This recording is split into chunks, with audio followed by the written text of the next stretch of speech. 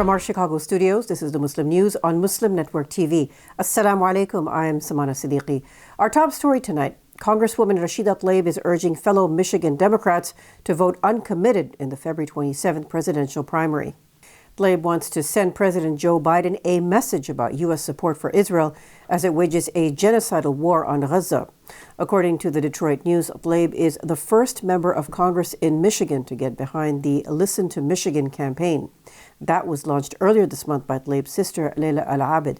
The only Palestinian American in Congress, Tlaib recorded a 70-second video in support of the campaign. Congressman Jamal Bowman may sue his challenger for defamation and is demanding he retract his comments. During a recent Black History Month event in New Rochelle, New York, George Latimer claimed Congressman Bowman was taking money from Hamas. The U.S. has designated Hamas a foreign terror organization.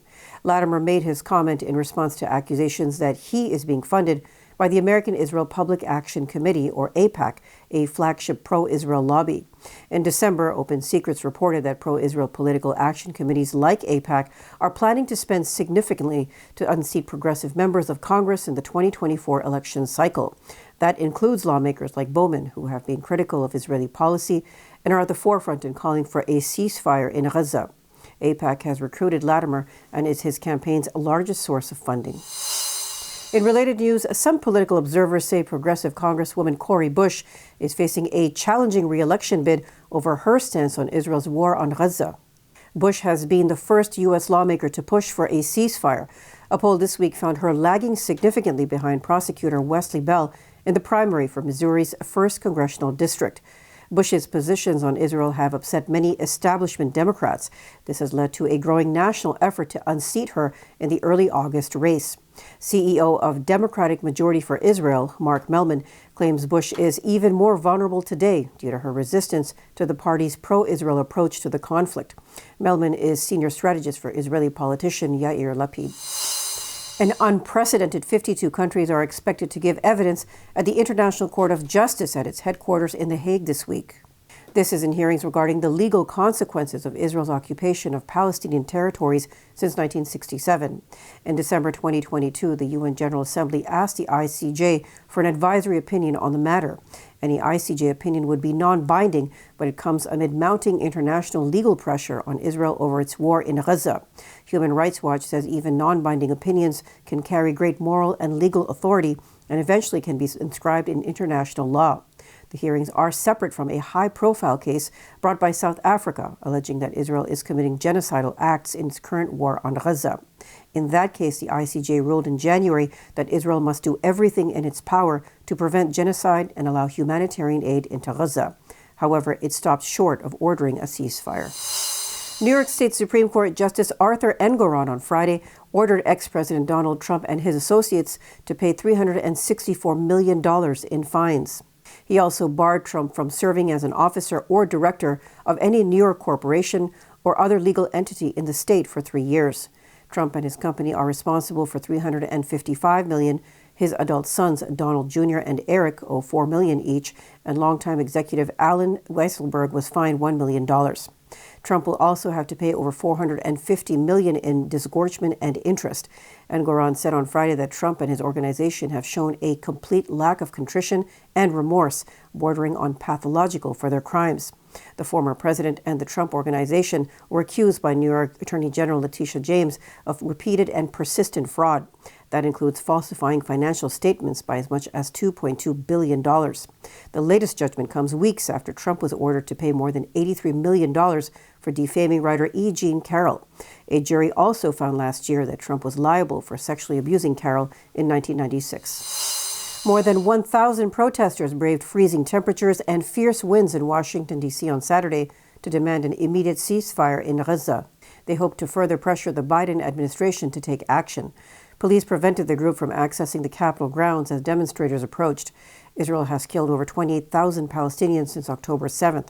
Approximately 1,300 Israelis are believed to have been killed in the Hamas attack that preceded Israel's onslaught. Israel's war has pushed 85% of Gaza's population into internal displacement amid acute shortages of food, clean water, and medicine. Israel is accused of genocide at the International Court of Justice. An interim ruling by the court in January ordered Tel Aviv to stop genocidal acts and take measures to guarantee humanitarian assistance is provided to civilians in Gaza. A New Jersey-based civil litigator who is set to be the first Muslim U.S. appeals court judge is facing Islamophobic accusations. Details after the break, so stay tuned and we'll be right back.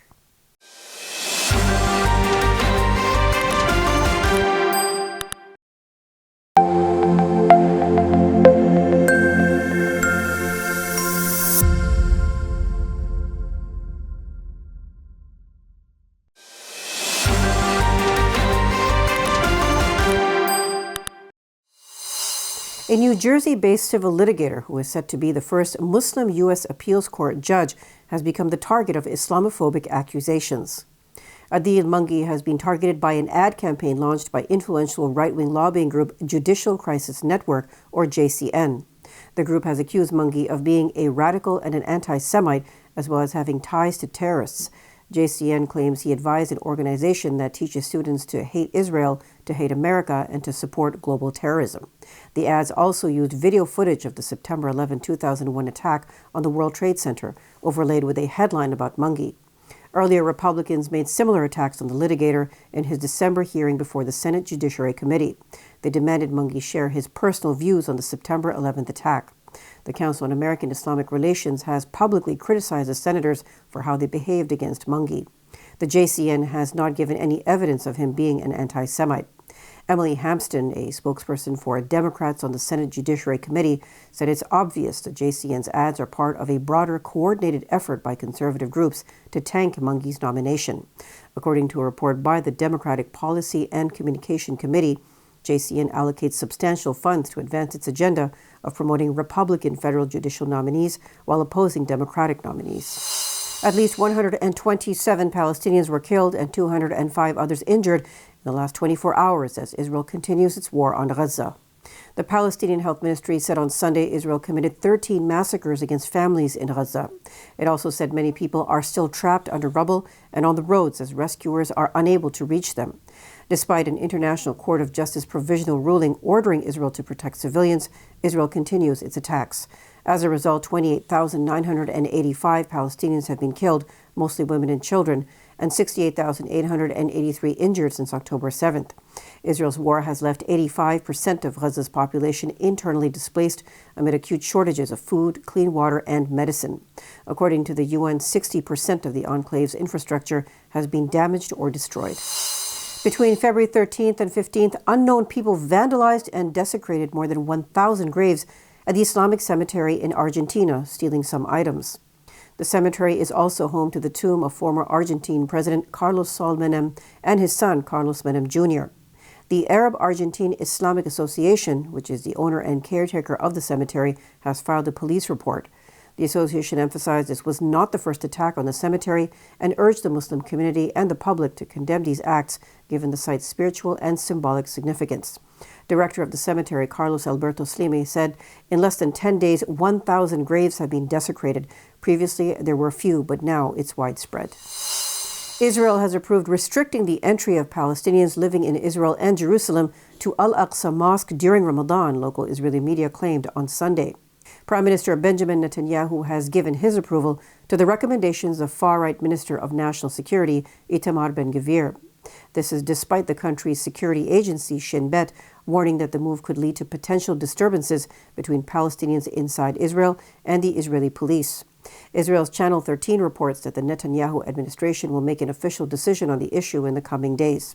Since the beginning of Israel's war on Gaza, Israeli police have restricted Palestinian Muslims' access to Al-Aqsa Mosque, particularly on Fridays.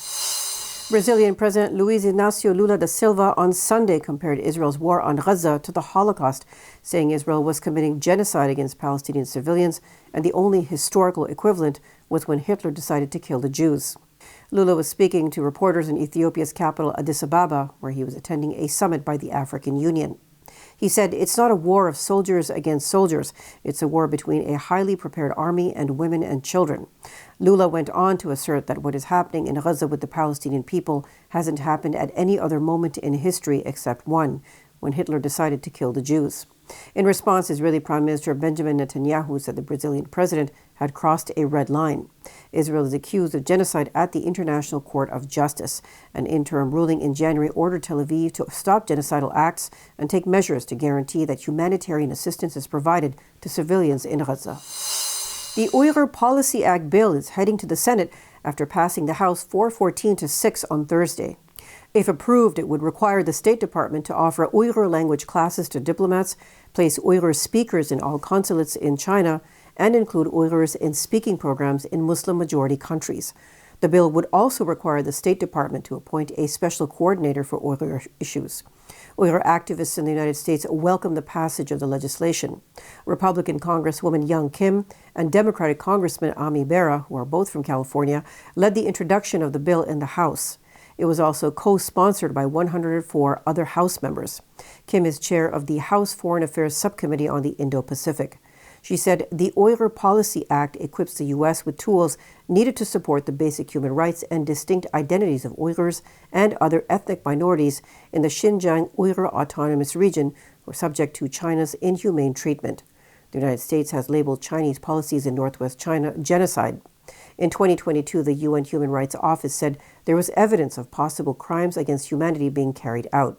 The only 6 House members to vote against the bill were all Republicans. That's all from our Chicago studios tonight. Thank you for tuning in.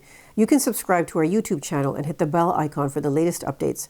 For more content, keep watching Muslim Network TV or visit muslimnetwork.tv. Salam and good night.